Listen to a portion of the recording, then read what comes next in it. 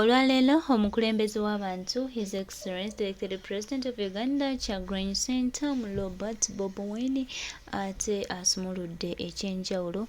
Baganda bange mukwano gwange mu kaseera kano nga tuli mu kulwanira omukulu retired Dr. Kizza Besigye asobole okuba nga ava mu kkomera. Omukulu Kyagulanyi Ssentamu Robert Bobi awamu n'ababaka ab'enjawulo n'abakulembeze okuva mu bibiina eby'enjawulo bavuddeyo n'ekiwandiiko bakuntumye nga beemulugunya lwaki gavumenti ya wano egenda mu maaso n'okusubira omukulu Dr. Kizza Besigye mu kkooti y'amagye ng'ate ng'ekimanyi talina musango. Baganda bange mikwano gyange twongera obajjukiza n'obategeeza nti bino byonna ensinkano eno ebadde ku Palamenti. Omukulu retired Dr. Kizza Besigye ali mu kkomera era kati tukulungudde wiiki nnamba nga mukama waffe oyo ali mu kkomera. So Kyagulanyi Ssentamu Robert Bobi awamu n'abakulembeze abalala munnange beegasse ne bagamba nti kaakati bagenda kubanga bamulwanirira. Era mukwano gwange nsaba oneegatteko owulira ebigambo eby'omukulu Kyagulanyi Ssentamu Robert Bobi. Disciplinary committees or the division court martials or the general court martial. Most of them were charged with ridiculous trumped-up charges of being found with military stores, literally referring to our red berets and red overalls. As we speak today, very many of them are still languishing in prison, 4 years and some more, without trial. Recently, all of us saw with shock how the regime forced and coerced some of our comrades to accept the offenses that they never committed. It was such a travesty of justice, and we call upon all Ugandans of good conscience to condemn it and continue condemning it. But before all this happened, you all remember that I was personally charged before the same court, the military court, and the regime presented 2 machine guns claiming that they were found in my hotel room in Arua. Of course, eventually, the guns disappeared, and out of both international and local pressure, the charges were dropped. So, when we speak about the oppression and the injustice in military courts, ladies and gentlemen, we don't just talk about it as academic knowledge. This is lived experience. We've been through it, and so many Ugandans continue to go through it. The court martial has been turned into a tool of oppression by General Museveni because he has full control of it. He decides who gets charged in the court martial, what charges are preferred against that person, and who does or doesn't get bail from the court martial. He uses it to punish and intimidate his opponents, and we condemn that. Here, we come together knowing that Dr. Kizza Besigye and Haji Obed Kamulegeya cannot and will not get justice in that military court. We therefore jointly demand that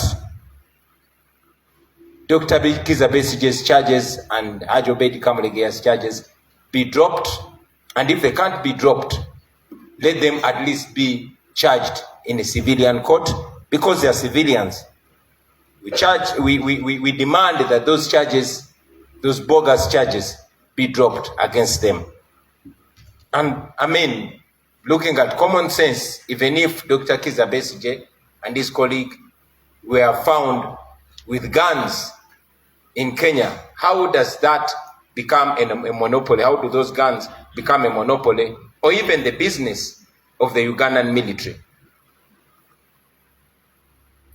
We are aware that these charges in the court martial are meant to intimidate, coerce, and ultimately subdue the people of Uganda and their leaders, to stop them from challenging the corrupt system, the corrupt criminal regime of General Museveni.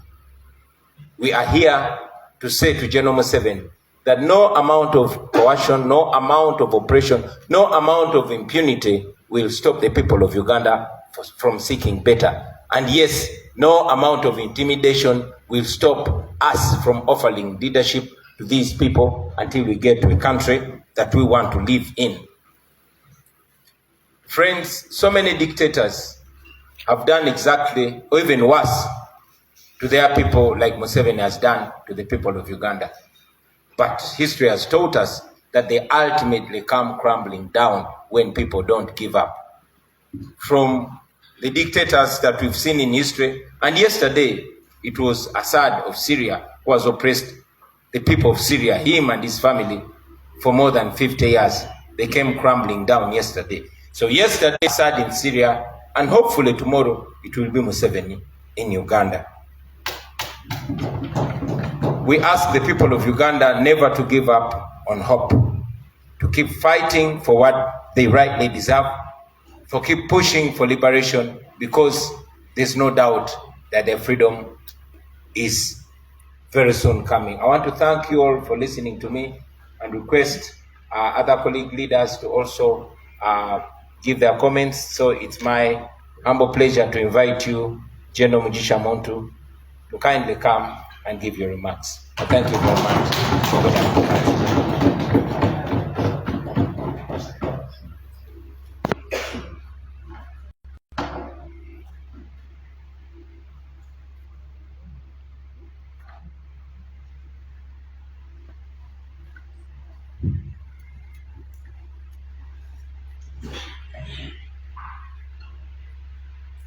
Half of our national coordinator, Honorable Salaso, and half of all the colleagues in Alliance for National Transformation, who've come to join to stand with the rest of the opposition parties, stand in solidarity with Dr. Chizabesje and Haji Tani, who were abducted in Kenya and have been arraigned before the military courts. Our demands are that Dr. Chizabesje and Haji Obedu Tani be tried in the civil courts, because both are civilians. I would like also to talk about another aspect. We should make every Ugandan concerned about this particular case. It's not every day that governments go and abduct their citizens from other countries, also neighboring countries. One would have to look behind the mindsets of those who are conducting such an operation, where a government goes and abducts its citizens from another country and does not go through the established channels through which, when a person is arrested in a different country, processes are in place, are established, legal as well as diplomatic. That never happened, because they were abducted on Saturday, and by Sunday, they were in Makinde, taken through both borders, the Kenyan border and the Ugandan border, the official borders. So what would be the mindset of those who are conducting such an operation, considering the consequences of that? Kenya itself, I saw a few days back, a public servant representing the Ministry of Foreign Affairs trying to explain this question, because there are so many questions in Kenya itself. And I saw him almost speaking Greek, because he was not able to come out openly to say whether the Kenyan government was behind it or not. That wouldn't be facing the Kenyan government right now if those who are conducting the operation from this side were not operating from the mindset in which they are operating. We don't have information as why they would do that first and foremost, when they clearly knew that Dr. Chizabesje has been going out of the country and he comes back.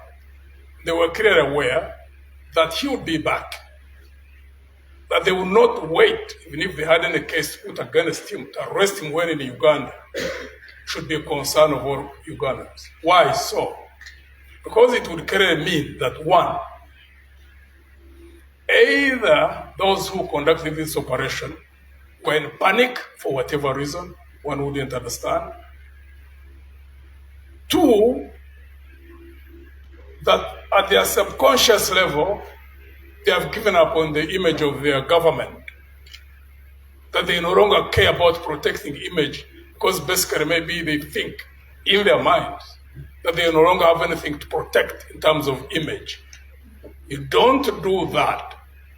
As you can see, the attraction in this case has raised regionally, continentally, and internationally. What government will not care about is image when there are consequences of that nature?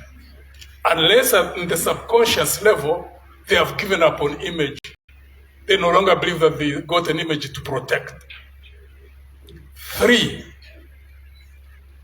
or those who conducted the operation are inept, that they have no capability to weigh when they are conducting or planning operations of that nature, to balance a number of issues before they make a decision of that nature. Or four, they are so reckless that they don't care about what happens. Now, in case it is any of those four, or a combination of them, that should make all of us worried as Ugandans. Because the management of security forces is key in the stability of the country. So if it is because of recklessness or ineptness, it should be a cause for concern for all of us, including those who are in the regime. Because we have got people who handle issues of that nature, to handle them the way they handle the matter. Even those who are senior in government, political as well as military, should think deeply on this particular issue. So we are happy and we thank you, the leader of opposition and the members of parliament who are here with you for hosting us this day. We should not let this matter rest. We are glad that there are regional interest, a number of political actors in this whole of East Africa, and they continue raising pressure all around. I'd like to thank you, ladies and gentlemen,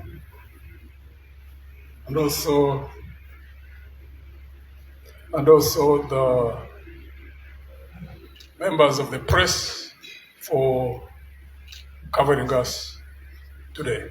Let me take this opportunity, therefore, to invite Honorable and former leader of opposition, Honorable Fula Okutu. Thank you.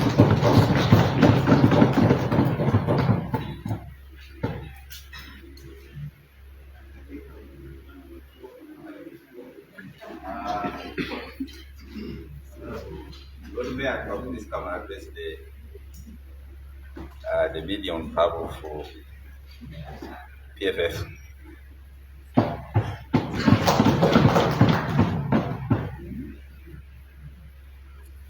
The principals of various political entities here, our host here, the leader of opposition, honorable members of parliament present here, members of the US, all the dignitaries.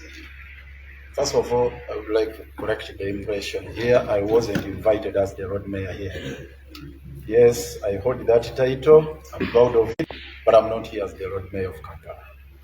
I am here as the acting president of the FDC, sitting at Katonga, now in transit to PFF.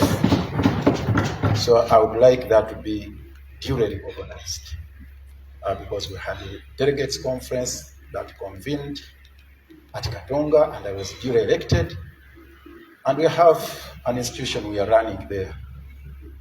We are in the process of morphing into PFF.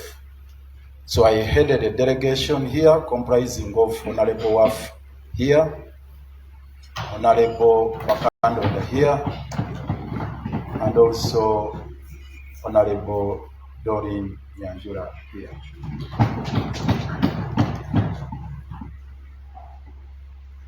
I would like to thank the principals here of various political entities for organizing this arrangement, this forum, to jointly come out to condemn these transgressions.